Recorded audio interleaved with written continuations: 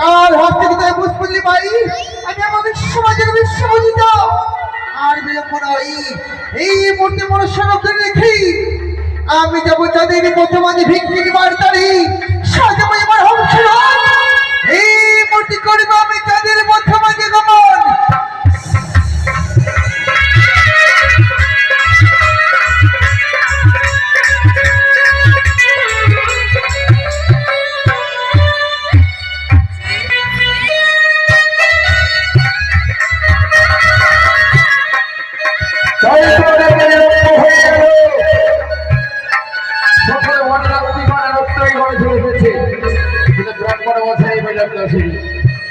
কোথায়